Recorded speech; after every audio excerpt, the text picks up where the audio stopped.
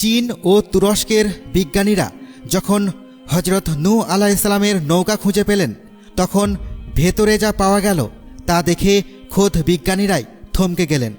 12,000 fit উচ্চতার এক পাহাড়ের বুকে বরফের নিচে চাপা পড়েছিল 4,800 বছরের পুরানো এক রহস্য। একটি সিন্দুক, একটি ফলক, আর তাতে লেখা এমন কিছু যা কুরআনের আয়াতের সাথে হুবহু মিলে যায়। এই আবিষ্কার কি সত্যিই ইতিহাস বদলে দিবে? পুরো ঘটনা জানতে হলে ভিডিওটি শেষ পর্যন্ত দেখতে থাকুন। হাজার হাজার বছর আগের এক গভীর রাতের কথা কল্পনা করুন। আকাশ থেকে ঝরে পড়ছে আগুনের মতো বৃষ্টি, মাটি ফেটে উঠছে ভূগর্ভের পানি, চারিদিকে শুধু আর্তনাদ আর ডুবে যাওয়ার শব্দ।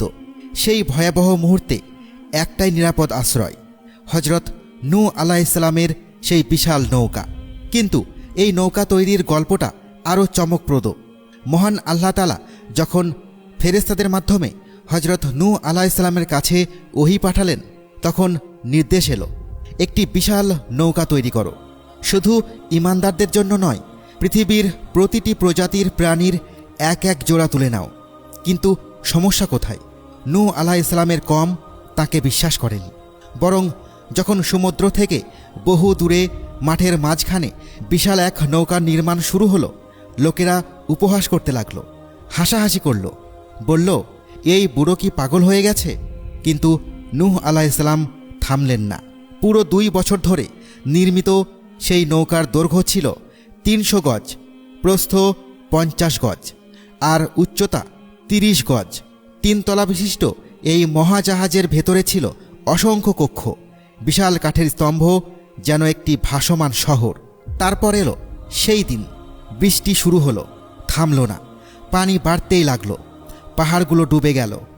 আর কিছু ঈমানদার হজরত নূহ আলাইহিসসালামের স্ত্রী এবং পশু পাখির জোড়াসহ নৌকায় উঠে পড়লেন।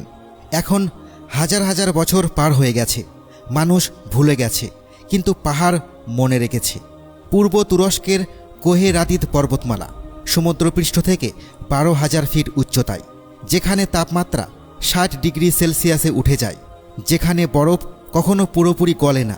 ঠিক এখানেই অনুসন্ধান শুরু করল চীন ও তুরস্কের একটি বিশেষজ্ঞ দল। তাদের হাতে ছিল একটাই গাইড, কুরআনের আয়াত। কুরআন বলেছে, নূহ আলাইহিসসালামের জাহাজ জুদি নামক পাহাড়ে এসে থামে। সেই নির্দেশনা ধরেই এগিয়ে চললেন গবেষকরা। আর তারা খুঁজে পেলেন পাহাড়ের ধারে ধারে ছড়িয়ে ছিল কাঠের বিশাল ধ্বংসাবশেষ। 60টিরও বেশি ভিন্ন স্থানে পরীক্ষা চালানো হলো। বেশিরভাগ অংশ বরফের নিচে চাপা পড়ে থাকায় এখনও অক্ষত। প্রতিটি কক্ষ ছিল 1 মিটারেরও বেশি উঁচু, যে কোনো বড় প্রাণী সহজেই থাকতে পারে। এরপর এলো সবচেয়ে বড় চমক। তদন্তের এক পর্যায়ে গবেষকরা ভেতরে খুঁজে পেলেন একটি পুরানো সিন্দুক। রেডিও কার্বন প্রযুক্তিতে পরীক্ষা করে জানা গেল জাহাজের কাঠের নমুনা প্রায় 4,800 বছরের পুরানো। অবশ্য সব মহল একমত হয়নি। আমেরিকান প্রত্নবিদরা সম্পূর্ণ প্রত্যাখ্যান করেছেন। তাদের দাবি, পরীক্ষার জন্য পাঠানো কাঠের নমুনাগুলো মোটেও 4,800 বছরের পুরানো নয়। বিতর্ক চলছেই, কিন্তু রহস্য এখানেই শেষ নয়। সময়টা ছিল দ্বিতীয় বিশ্বযুদ্ধের। লিপনাস নামক এক ব্যক্তি যুদ্ধের কাজে ইরাকে গিয়েছিলেন, কিন্তু তিনি শুধু সৈনিক ছিলেন না, তিনি ছিলেন একজন গভীর কৌতূহলী প্রত্নতত্ত্বপ্রেমী মানুষ। ইরাক ও তার আশেপাশের প্রাচীন সভ্যতার নিদর্শনগুলো তাকে মুগ্ধ করে রাখত। তিনি গবেষণা করলেন, তথ্য সংগ্রহ করলেন, কিন্তু তাঁর জীবদ্দশায় সেই গবেষণা আলোর মুখ দেখেনি। মৃত্যুর পর তাঁর ছেলে সমস্ত নথিপত্র ও প্রমাণ হস্তান্তর করল ব্রিটিশ সংবাদ কর্তৃপক্ষের কাছে। আর তখনই সামনে এলো সেই মাটির ফলক। আরেকজন প্রত্নতত্ত্ববিদ খুঁজে পান একটি পুরানো মাটির পাত্র, তার গায়ে খোদাই করা একটি বার্তা, যা আজও সেখানে বিদ্যমান। লেখাটির সারমর্ম এমন, যখন মানুষের পাপ বেড়ে যায়, তখন ঈশ্বর তাদের ডুবিয়ে দেওয়ার সিদ্ধান্ত নেন। নূহ আলাইহিসসালাম টাইগ্রিস ও ইউফ্রেটিস নদীর মাঝখানে বসবাস করতেন। ফেরেশতারা তার কাছে আল্লাহর বাণী পৌঁছে দিলেন, একটি নৌকা তৈরি করো, ঈমানদারদের ও প্রতিটি প্রজাতির প্রাণীদের তুলে নাও। বিশেষজ্ঞদের মতে এই ফলকটি প্রায় 4000 বছরের পুরানো। আর নৌকা কোথায় থামল? ইরাক ও সিরিয়ার প্রাচীন আদিবাসীদের বিশ্বাস ছিল ইবনে ওমর দ্বীপের কাছাকাছি একটি নির্দিষ্ট স্থানে অবতরণ করেছিল। মুসলমানদের কাছে সেই পাহাড় জুদি পর্বত নামে পরিচিত।